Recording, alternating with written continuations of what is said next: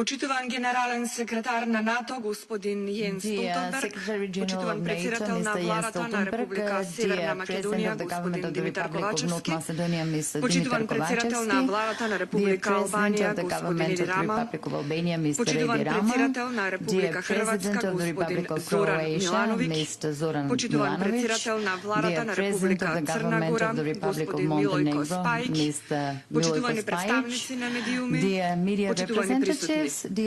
Dobar den i vi posakувам добри реда на денешната заедничка пресконференција која се одржува по завршувањето на неформалниот состанок на лидери на НАТО сојузници од регионот, а на кој што домаќини се генералниот секретар на НАТО Столтенберг и премиерот на Северна Македонија Kovačevski.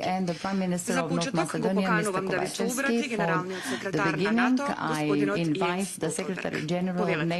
Jens Stoltenberg. You may take the floor. Prime Minister Kovačevski, dear Dimitar, thank you so much for hosting us all here today in Skopje, together with NATO allies from the region. It is good to be together with you all today, and we just finalized and finished a very interesting meeting. We addressed common security challenges we all face in the Western Balkans. But let me start by saying that the Republic of North Macedonia is a valued NATO ally, making important contributions to our shared security.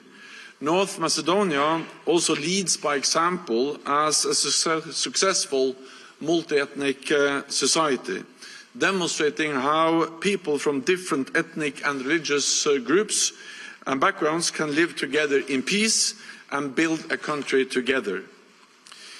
In a few months' time, we will mark NATO's 75th anniversary. And at our next summit in Washington, we will continue to adapt our lines for the future. We will strengthen NATO's deterrence and defence, address growing geostrategic competition, and maintain momentum in NATO's support to and relations with Ukraine. Today, in our meeting, was an opportunity to discuss all of these issues, as well as the situation in the Western Balkans. This region is strategically important to NATO, but there are reasons for concern.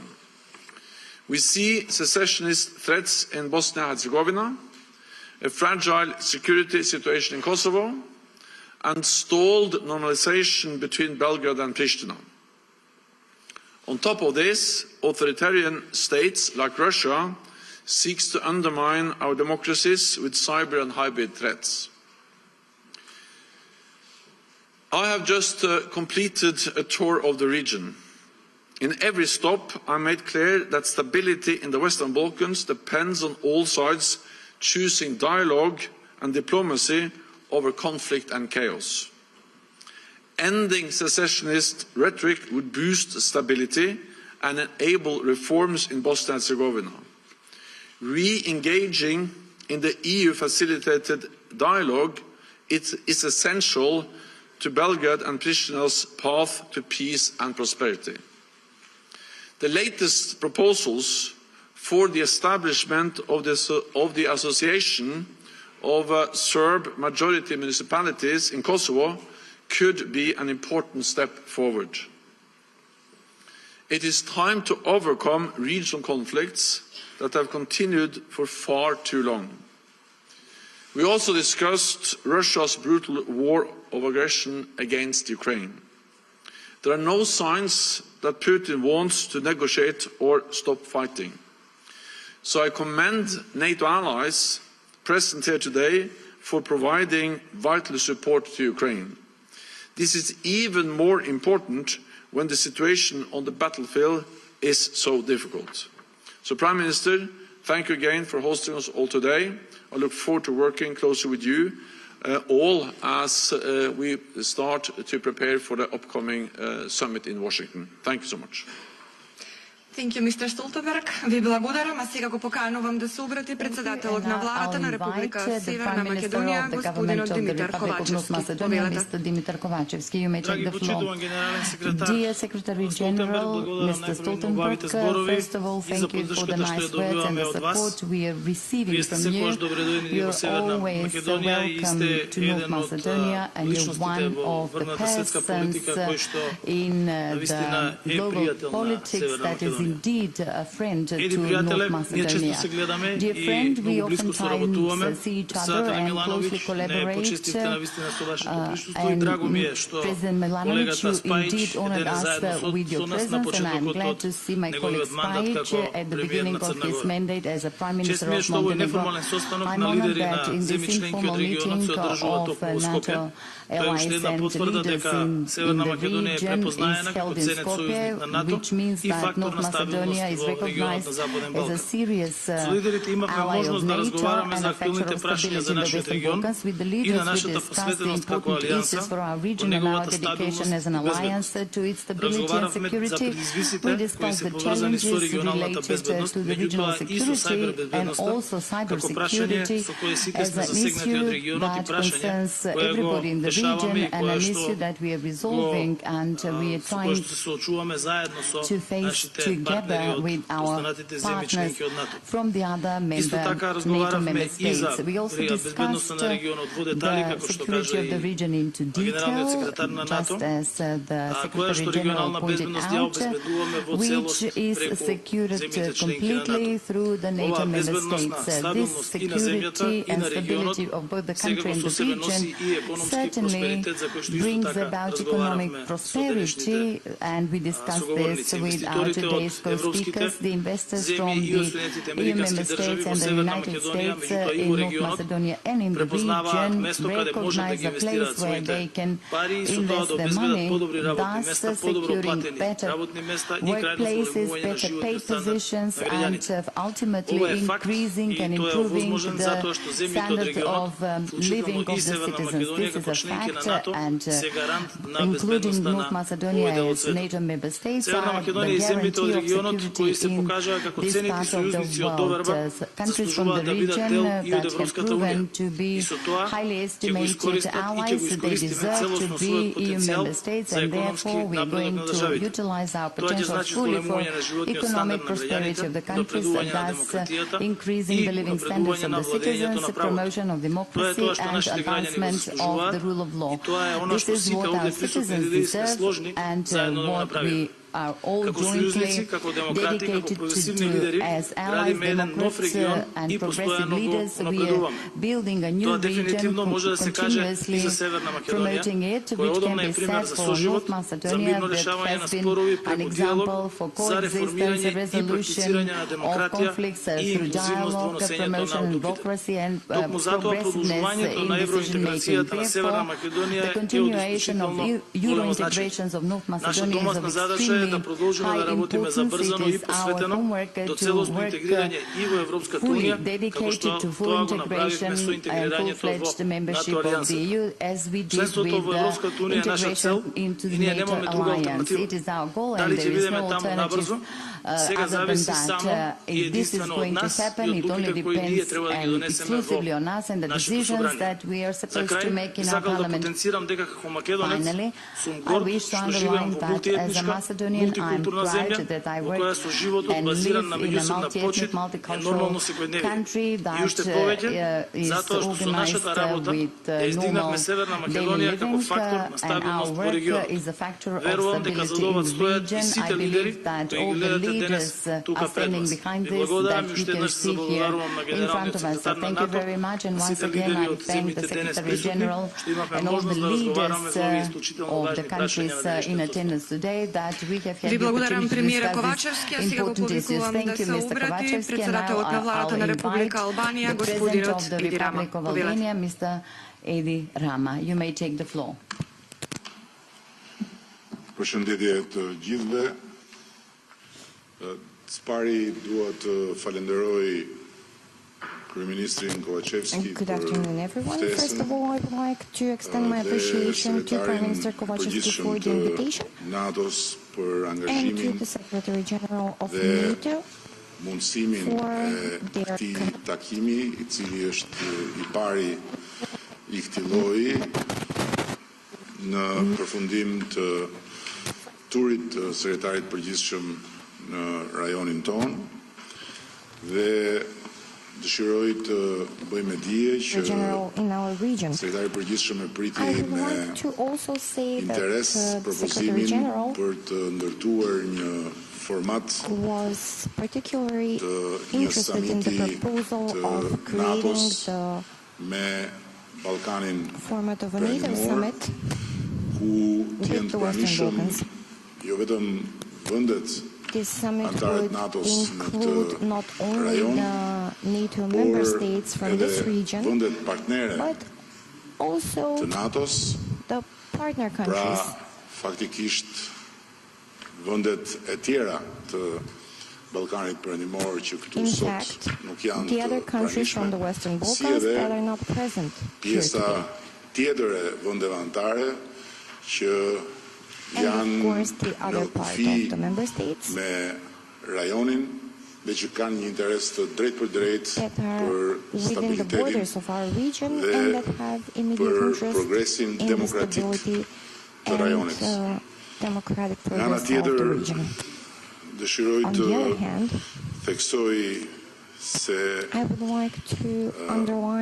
jam I keqardhur për faktin që pavarësisht thirrjeve të përsëritura për të shtuar në mënyrë të ndjeshme jo vetëm vëmendjen, por edhe trupat të cilat duhet të garantojnë stabilitet dhe paprekshmëri absolute të Kosovës ka ndodhur një ngjarje tragjike e cila duhet konsideruar një paralajmërim dhe jo një ngjarje sporadike dhe e cila duhet me çdo kusht të mos përsëritet. Për të arsye theksova edhe sot në takim domosdoshmërinë e rritjes së numrit të forcave të NATO-s në Kosovë dhe domosdoshmërinë për të garantuar kufirin mes Kosovës dhe Serbisë, I cili faktikisht është jashtë kontrollit dhe I cili është në shërbim të aktiviteteve ilegale, të trafikut të armëve, të trafikut të drogës, të aktiviteteve të cilat pastaj ngatrohen, siç e dim të gjithë, edhe me aktivitetin politik me sfond ultranacionalist që shkakton devijime të rënda, siç ishte devijimi në Banjsk, ku humbi jetën në krye detyrës një punonjës I policisë së Republikës së Kosovës dhe ku qartësisht doli në pa rrezikshmëria e lartë për destabilizim dhe për përshkallëzim të një konflikti që, siç e tha sekretari I përgjithshëm, ka vetëm një vend për të trajtuar në tryezën e dialogut të ndërmjetësuar nga Bashkimi Evropian mes Kosovës dhe Serbisë. Nga ana tjetër, dëshiroj të theksoj edhe kërkesën që aplikimi I Shqipërisë për të bashkëfinancuar me NATO-n bazën e re detarit NATO-s në Porto Romano të procedohet sa më shpejt, sepse ne besojmë shumë the naval base because we strongly believe that everything that happens step by step will only contribute to the reinforcement of the strategic value of such an investment, not only for Albania, not only for our region, but also for the organization itself. Because with this, NATO will have a faster approach to this part of Europe and for the strategic objectives for mutual defense. Once again, dear Dimitar, dear Jens, thank you for this opportunity to share our concerns and views. Albania with the 2024 budget met the objective of 2% of the GDP for defense, as it was agreed with NATO for all member states, and we will continue with great commitment to act towards reinforcement of our capacities, all in order to increase the efficiency of our armed forces. And at the same time, we will be on the front of the NATO member states as a member state that tackles all shared challenges. Now I would like to invite the President of Croatia, Mr. Zoran Milanović. Is there a translation from Croat to English provided? It is. Poštovani gospodine glavni tajniče, dragi Dimitre, dragi Edi, Milojko, jedan vrlo kvalitetan i sadržajan razgovor smo imali danas, kakvog obično nema iz niza razloga na pravim samitima NATO-a, i to je jedna nova kvaliteta u razgovoru, u odnosima država, naroda i u diplomaciji od ovoga danas, osim općih točaka oko kojih se uglavnom slažemo, pa ih ne bih ponavljao, istaknuo bi ono što je predložio Edi Rama.